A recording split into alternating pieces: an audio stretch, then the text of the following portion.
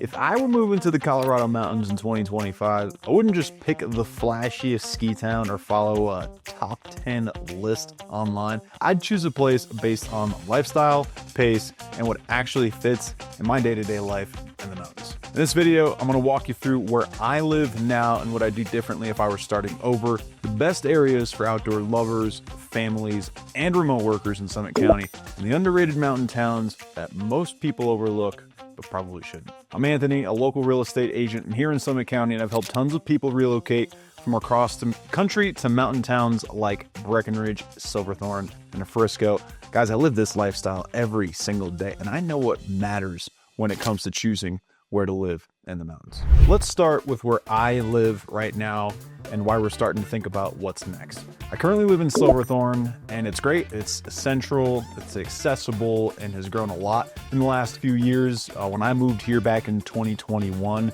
it offered great access to I-70 because we like to travel a lot, so going to Denver International Airport is a breeze, and it's a solid value play compared to Breckenridge. And obviously, being in Summit County, you've got amazing trail access right out your back door in the Ptarmigan Trail. It's a super quiet neighborhood here in the Ptarmigan neighborhood, and we are pretty centrally located, so it's great access to all of the skiing and adventure that Colorado has to offer. It's still a great spot, especially if you want a mix of convenience, nature, and newer builds. Now, Silverthorn's grown pretty quickly, and that means higher real estate prices and kind of a shift in the community vibe, although it's definitely more of a local vibe than anywhere else in the county, I would say.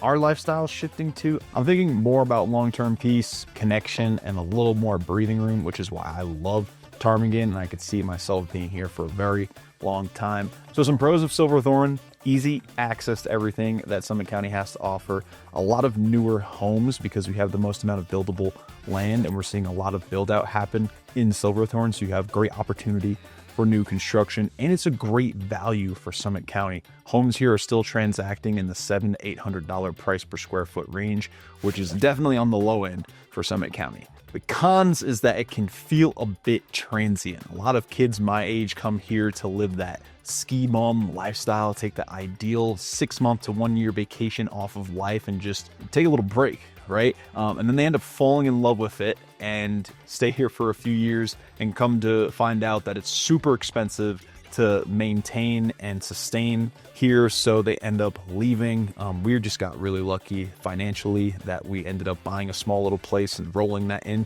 to the portfolio that we have right now. Just expect it to be kind of expensive if you're not used to luxury price points, high rents, high mortgages, a high cost of living. That's pretty much what Silverthorn and Summit County in general have to offer. So again, it can feel more transient in that aspect, and it's less small town charm here in Silverthorn than in other areas. Silverthorn really doesn't have like a downtown corridor.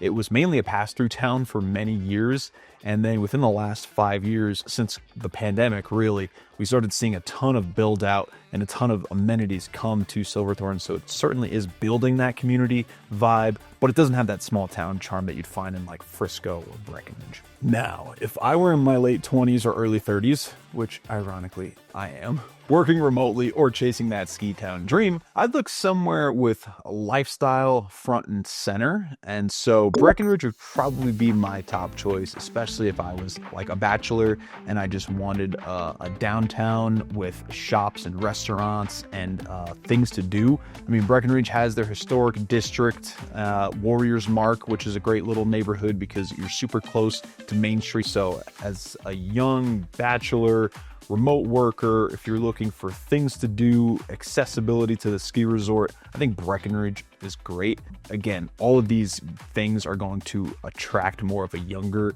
vibrant crowd. So I think if you're a young professional, this is going to be perfect. Now, what's great about Breckenridge is that there is plenty of rental potential, especially if you want to house hack or travel part-time. There's still a lot of housing inventory that can get a short-term rental license. So if you have a house with a couple of rooms or a lock off, or if you have a condo and you like to travel, you can get that short-term rental license and start generating some revenue and start either offsetting costs or cash flowing depending on how you structure it financially. The downside is that it's super expensive in Breckenridge and pretty competitive. Typically, we're always kind of in a pseudo seller's market because it's a luxury resort community. Sellers don't typically have to sell, and if they're going to discount their price past where they want, they'll just pull it off the market and hold on to it. So you find that real estate prices kind of either stay stagnant, stay flat, or they just go up. They don't really drop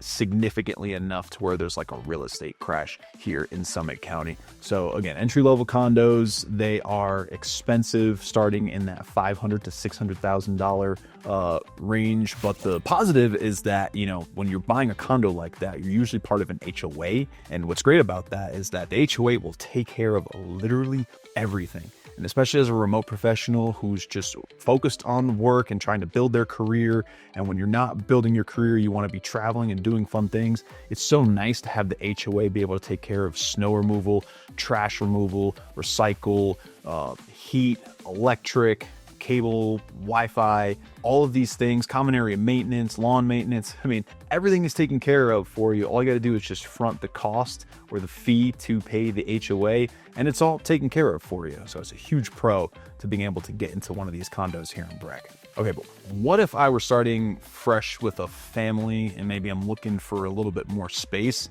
more schools, community? You can definitely do Breckenridge.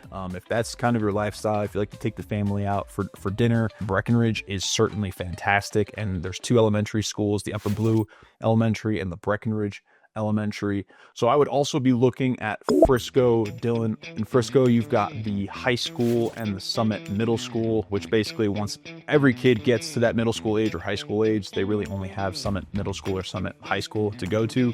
Dillon, you've got Dillon Valley Elementary, which is a bilingual school. You've got the Summit Cove Elementary, also a bilingual school.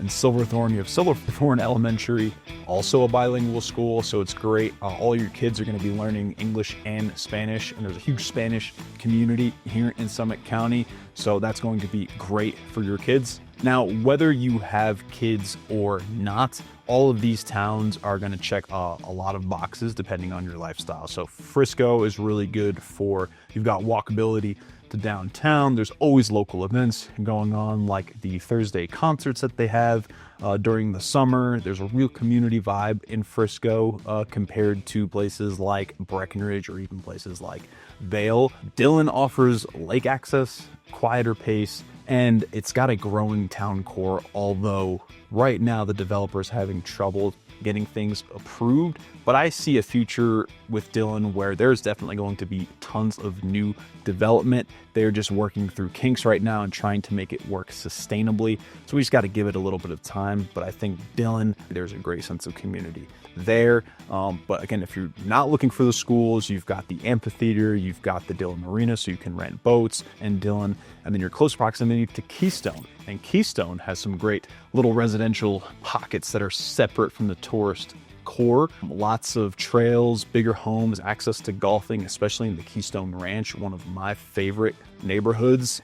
HOA kind of helps to preserve the natural beauty of the area, so you have some bigger lots surrounded by protected space. There's some architectural masterpieces in Keystone's Ranch. Generally speaking, it's just a lot quieter. You don't really hear highway back there. It is just real quintessential Colorado feel, and you get these homes that are ranging from 3,000 all the way up to 6,000 square feet. So it's a great place to bring family and friends for ski vacations. Now, if I were in the retirement phase, I would truly be looking at the north side of the county. The furthest south that I would probably go is Frisco. I probably wouldn't look to Breckenridge because I'm sure if you're in that retirement phase, you want a little bit more peace and quiet. I mean, the Highlands could be a really good option for you if you enjoy golf. The problem I see with being in downtown Breckenridge or even south towards Blue River is the altitude tends to affect people as they get into their older age. So I would just be wary about that. Maybe consult with your doctor. If it's something you're not familiar with, I would say you got to spend at least 3 months here. So look at renting a place, taking the 3 months, because the current medical literature says that you need to be here for at least 3 months for your body to fully acclimate to altitude. So the Highlands is a great little retirement community because you have this half-acre to 5-acre lots with beautiful mountain homes. And then you've got the Breckenridge golf course, views of the 10-mile range, super peaceful, only 5 minutes to downtown Breckenridge. So I think from a lifestyle perspective, the Highlands is incredible. Or I would be looking at Frisco, Dillon, Silverthorn, and Keystone, because they are a little bit lower in elevation, and you can still find some of those great things that you find in neighborhoods like the Highlands. For example, the Three Peaks neighborhood in Silverthorn is also on the golf course. That is the Raven golf course. So you have great access to the Gore Range that has access to hiking and nature. Frisco, Silverthorn, and Dillon are more community oriented than Breckenridge is. Breckenridge is kind of the name brand of Summit County. So a lot of tourists come specifically to go to Breckenridge while kind of skipping over Silverthorn, Dillon. Frisco is a little bit more touristy for sure. But the cool thing about Frisco is that you've got the Summit County Senior Center, or I believe they're calling it the Adult Center now. But at that senior center, the Rotary Club meets on Tuesday morning. So if you're looking for a community of philanthropists, you can certainly join them. They do fantastic work. And on top of that, Frisco's kind of like the real biking community of Summit County, I would say. A lot of people who live in Frisco enjoy it because of the access to the bike path. And Frisco's pretty flat as far as mountain towns go. And so you can jog, you can walk, you can take your bike right out your back door, go up and down the local streets and local neighborhoods, or you have really easy access to the bike path. Now, there's a few more spots that kind of fly under the radar, but you should definitely be paying attention to. One of those is Blue River, just south of Breckenridge. And the reason why is that it is more affordable. It is surrounded by beautiful national forest, and it feels like a true Colorado mountain getaway. And what's great about Blue River is that you can still get a short-term rental license so long as you are in the town of Blue River. And truly, when a lot of people book Airbnbs in the mountains of Colorado, they're looking for like a cabin in the woods, and Blue River embodies that perfectly. So many different cabins and spec homes and condos and duplexes, townhomes, all these different options. But again, they're all in the middle of the woods. And so it just feels like you're surrounded by nature. You get incredible views of Quandary, and the average home price in Blue River is $950,000. So you can still find relatively affordable real estate over in Blue River. I'd say the trade-off is that you have limited walkability to things. I mean, you can walk your neighborhood to walk the dog. You're also at very high altitude. I think the average altitude in Blue River is about 10,000 to 10,500 feet and higher. So the snow can be heavy, and by that I mean it can be long, there can be a lot of it, and you'll find even in July sometimes it'll still be snowing in Blue River. It's not super common, but definitely can happen. But besides all of that stuff, the peace and the privacy of Blue River are just completely unmatched. And the next area I'd like to talk about is Fairplay. So if you want the most affordable mountain living, Park County, which is where Alma and Fairplay are located in, is going to be your best bet. Your average price point there is around $600,000, but it's close enough to Breckenridge. It only takes about 30 minutes to get to the ski resort. But what's great about Alma Fairplay is you got more affordable real estate. If you like to do your adventures kind of self-sustaining, you like to off-road, you like to backpack, you like to fly fish, Alma Fairplay are going to be perfect for you, especially if you don't like a ton of amenities. But that's where the drawbacks come in, right? So because you're in kind of the middle of nowhere, you don't have the amenities that you would have in places like Breck, Frisco, or Silverthorn. So it's definitely a bit of a trade-off, but you're paying significantly less in cost of living, especially when it comes to buying a house. So as you can see, there's a lot of amazing mountain towns in Colorado, but if you're moving here without really understanding the pros and cons, It's pretty easy to pick the wrong one. I have buyers all the time tell me, hey, I know the house that I want. I'm going to live here. And the first thing I ask them is like, hey, are you familiar with Summit County? Like, do you know? And they're like, oh, no, but I'm, you know, young professional, or I'm